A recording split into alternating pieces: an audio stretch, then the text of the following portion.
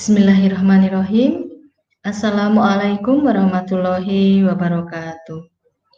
Pada kesempatan hari ini, saya akan mempresentasikan materi PowerPoint yang sudah saya buat dalam rangka pemenuhan tugas Virtual Education Academy. Baiklah, kali ini materi yang akan saya sampaikan yaitu tentang perencanaan usaha kerajinan pasar lokal. Untuk materi yang pertama, kita akan mempelajari tentang ide dan peluang usaha kerajinan pasar lokal. Tujuan pembelajaran dari materi ini adalah yaitu peserta didik mampu mengidentifikasi ide dan peluang usaha kerajinan yang berdasarkan pada kebutuhan dan keinginan lingkungan sekitar atau pasar lokal, meliputi ide dan peluang usaha, sumber daya, administrasi, dan pemasaran. Jadi, sebelum merencanakan, kita harus menemukan ide serta peluang usaha apa yang nanti akan kita jalankan. Khususnya dalam hal ini adalah kerajinan pasar lokal. Di sini saya tampilkan beberapa contoh kerajinan pasar lokal dari daerah Wonogiri. Yang pertama, ada kerajinan wayang kulit. Yang kedua, ada kerajinan batik Wonogiren. Yang ketiga, ada kerajinan anyaman bambu. Serta yang keempat, kerajinan akar wangi. Selanjutnya, faktor-faktor yang dapat memunculkan ide usaha diantaranya adalah ada faktor internal dan ada faktor eksternal. Faktor internal diantaranya adalah pengetahuan yang dimiliki. Jadi, setiap orang memiliki pengetahuan yang berbeda-beda, khususnya untuk usaha kerajinan pasar lokal. Yang kedua, pengalaman.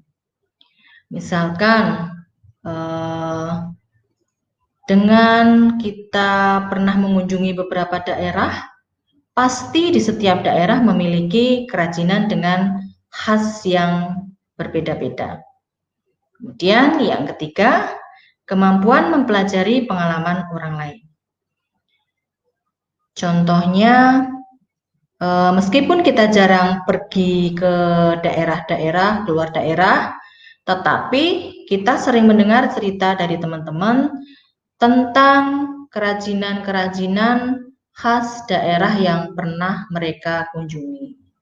Kemudian yang keempat, intuisi, yaitu merupakan suatu gambaran yang kita pikirkan. Nah, mungkin itu bisa menjadi suatu ide usaha. Sedangkan faktor eksternal diantaranya adalah masalah yang dihadapi, kemudian kebutuhan yang belum terpenuhi, serta pemikiran yang besar untuk menciptakan sesuatu yang baru. Selanjutnya adalah resiko usaha. Resiko usaha adalah kegagalan atau ketidakberhasilan dalam menangkap peluang usaha. Jadi, tidak selamanya kalau kita memiliki suatu usaha itu pasti akan berhasil.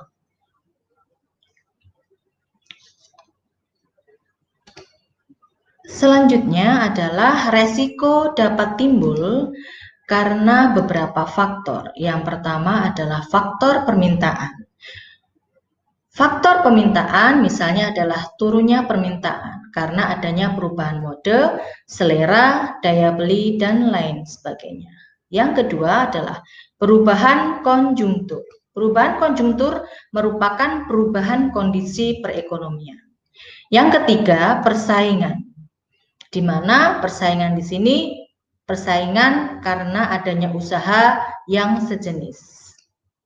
Dan yang keempat, ada faktor lainnya, diantaranya adalah bencana alam, perubahan teknologi, dan lain sebagainya. Beberapa unsur yang dapat dilakukan dalam mengurangi resiko usaha. Yang pertama adalah kesadaran dalam kemampuan mengelola usaha, peluang, dan kekuatan usaha. Yang kedua, keinginan kuat untuk berprestasi. Yang ketiga, kemampuan merencanakan strategi. Dan yang keempat, kreatif dan inovatif dalam mengelola modal. Keberhasilan dan kegagalan dalam berwirausaha dapat dipengaruhi oleh beberapa hal. Yang pertama, keyakinan yang kuat, sikap mental yang positif, percaya diri, tanggung jawab, inovatif dan kreatif, keunggulan dalam menjalankan usaha, sasaran yang tepat dalam memulai usaha, serta pengelolaan waktu yang efektif dan efisien. Penyebab dari kegagalan dalam suatu usaha diantaranya adalah tidak adanya tujuan tertentu dalam usaha, kemudian kurang berambisi dan tidak disiplin. Yang ketiga, pendidikan yang tidak cukup. Yang keempat, sikap selalu menunda-nunda atau kurang tekun. Yang kelima, kepribadian yang negatif, tidak jujur, serta tidak dapat bekerja sama dengan orang lain. Pemetaan peluang usaha. Pemetaan berarti kita memperkirakan peluang usahanya itu seperti apa. Yang pertama, dengan melihat peluang usaha dengan menggunakan analisis SWOT. SWOT di sini adalah strength, kekuatan usaha, weakness, kelemahan usaha, opportunity, peluang usaha, dan threat atau ancaman usaha. Jadi, sebelum menjalankan usaha, harusnya kita mampu melihat peluang usaha dengan memperhatikan kelebihan usaha, sehingga usaha kalian bisa berhasil. Demikian presentasi dari saya. Kurang lebihnya saya mohon maaf. Akhirul kalam, wassalamualaikum warahmatullahi wabarakatuh.